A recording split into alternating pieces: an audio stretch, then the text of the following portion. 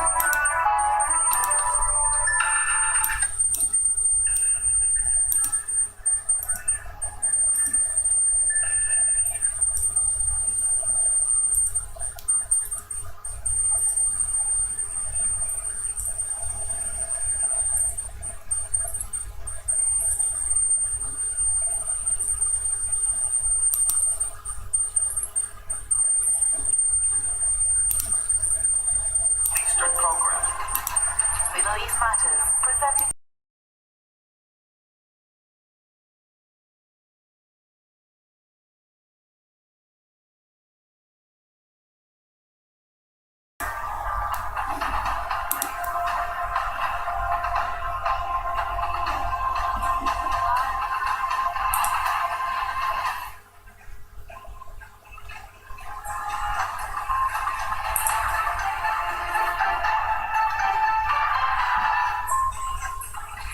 Russian opposition leader Alexei Navalny facing a court hearing today that could send him to prison for years.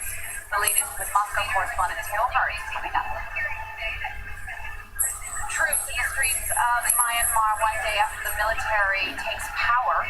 Aung San Suu Kyi's party demanding her immediate release. And we'll tell you about Marjorie Taylor Greene, the newly elected U.S. Congresswoman who could split the Republican Party. Senate Leader Mitch McConnell calling her embrace of conspiracy theories a cancer for the party. I'm Judy Godula in Paris. Thanks so much for joining us on France 24. First, Russian opposition leader Alexei Navalny is in court today for a hearing that could end up with him being sent to prison for years. He has been charged with breaking parole on a suspended sentence for embezzlement in 2014. Navalny says the embezzlement case was politically motivated. He was also unable to meet his parole officers because he was being treated for toxic poisoning in Germany at the time. Navalny and other Kremlin critics say the Russian Secret Service tried to kill him. Well, to talk a bit more about this with me now, let's bring in our Moscow correspondent, Theo Hart. What's come out of the hearing so far? Well, we know that Navalny's in court, the hearing's going on. What's really interesting so far is what's happening around the court. It's completely closed off. The whole area around the court is closed. Hundreds of riot police on the street. And that's to stop protesters gathering who were planning to come to talk about the protest at possible centres. Some of them have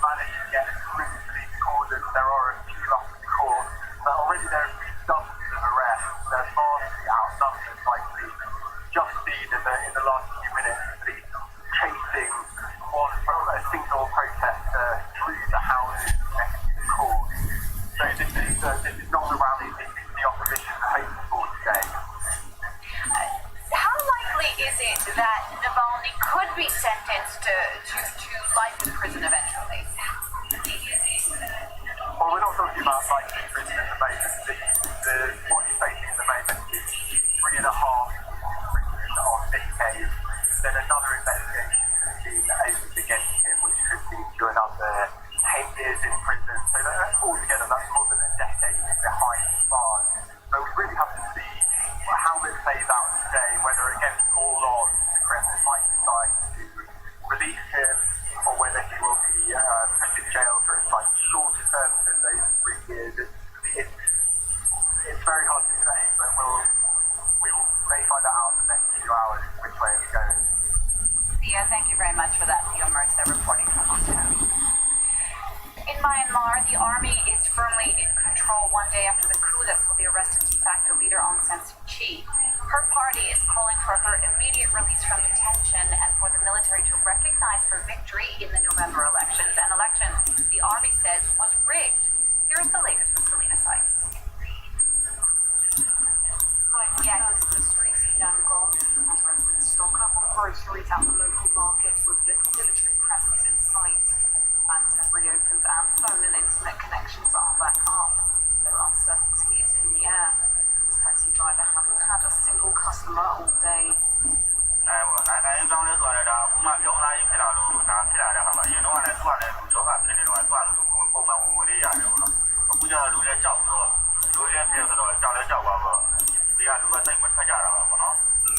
This route to the city's international airport has been closed off by the military. Firmly controlled since Monday's coup.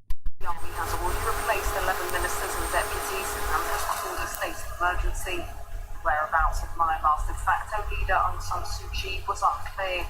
Sources in her party, National League for Democracy, say she's under house arrest at her official residence. Meanwhile, it is understood that hundreds of members of parliament are being held in government housing in the capital. The NGO Human Rights Watch, the army's actions are a huge blow for the country's democratic transition. The great fear now is, of course, all the people who spoke out against the military over the years during the democracy all have to go into hiding. They could be facing retaliation. We're very concerned that we're going to, again, return to the pre-2010 situation. The coup comes after the army refused to accept November's election results, which gave Aung San Suu Kyi's party a landslide victory. The army accused her of fraud, which was denied by the country's electoral commission. Governments around the world have slammed the takeover. The U.S. saying it is now considering reimposing sanctions on the country, sanctions that had been lifted in recent years. The European Union and the UK strongly condemning the coup and the imprisonment of Aung San Suu Kyi. And China, a country that regularly opposes UN intervention in Myanmar, calling for all sides to resolve their differences. In France, the vaccines chief says he is hopeful the AstraZeneca COVID vaccine can be rolled out 2 weeks from now. AstraZeneca's vaccine was approved by the European Commission last week and is due to be approved in France today. France has already given the okay to vaccines developed by Pfizer-BioNTech and Moderna. The European Union, meanwhile, has been defending its troubled vaccination program, insisting that renewed pledges of vaccine deliveries would make up for a shortfall in production that's provoked anger around the bloc. Health officials in the UK, meanwhile, say they are going to urgently increase testing in 8 areas across England, where close to a dozen South African COVID-19 variant cases popped up last week. The cases cannot be traced back to international travel, which is making officials worry more about local transmission. The move in the areas includes parts of London and the southeast, as well as the West Midlands, eastern and northwest England. It will see a rollout in mobile and door-to-door testing. Even those not showing virus symptoms can get tested if they live in the affected areas. Well, with all the attention on COVID-19 vaccines, we've been hearing a lot less about the current treatments for the disease. There's still no miracle drug, but there have been advancements in therapies that can help people get less sick or recover faster. Charlie James looks at the options. While there has been great success with coronavirus vaccines, the search for great treatments continues. So far, corticosteroids are the only class of drug proven effective in reducing mortality from COVID-19. They lower inflammation and immune system activity. However, there are some promising treatments in development, namely monoclonal antibodies, the same treatment given to former U.S. President Donald Trump when he fought COVID. Here's how it works. Injected intravenously, the treatment mimics the immune system's reaction to infection, blocking the tip of the virus that allows it to attach to cells and enter them. It is expensive and must be administered at a hospital, but studies show it lowers mortality rates. Il y a des résultats qui sont prometteurs. Probablement, ils peuvent être donnés très tôt, au moment de diagnostic. Et ça peut être très utile, et notamment chez les personnes avec des facteurs de risque. There are also concerns about mutations, such as the one out of South Africa. A number of papers are coming now on the preprint journals that are showing that when it comes to the monoclonal antibodies, several of them are completely negated in their efficacy by the mutation. Another treatment to watch, colchicine, an anti-inflammatory used to treat gout. A Canadian study showed success in treating COVID and reducing the risk of complications. As for previous great hopes, hydroxychloroquine and remdesivir, studies have not conclusively proven that they are effective in sick patients. President Recep Tayyip Erdogan lashed out at Turkey's LGBT movement on Monday, accusing it of vandalism. His comments came after an outbreak of student protests. 4 people were arrested over the weekend for depicting Islam's holiest site with pictures of the LGBT rainbow flag during a rally at a university in Istanbul. Another rally erupted at the same school Monday with dozens of people detained. Social media footage showing police dragging students away who had been protesting peacefully. Now, in the U.S., with Donald Trump's impeachment trial approaching and Congress adapting to a new administration, efforts are mounting among lawmakers to clean house. But exactly who should be sanctioned and how is far from creating unanimity. Our Solange Boujan has more now on the power struggle going on in Washington within the Republican Party. Splintered and at an ideological crossroads. Perhaps no other elected lawmaker currently embodies the cracks in the Republican Party, as newly elected Representative Marjorie Taylor Greene. A believer of far-right QAnon conspiracy theories and a staunch supporter of Donald Trump's, she's become an outspoken voice in Congress, peddling racist, anti-Semitic ideas. There would be no mass shooting before. She's harassed high school shooting victims, having claimed and then retracted that the attacks were staged, and endorsed violence against Democrats. House Democrats are mounting efforts to formally strip 46-year-old Representative from Georgia from committee positions if Republicans don't do so. Weighing the ultimatum, but also the risk of angering Trump supporters, the House's leader Kevin McCarthy has remained silent. But the Senate's Republican leader Mitch McConnell entered the fray and blasted Greene in a statement. Loony lies and conspiracy theories are cancer for the Republican Party and our country.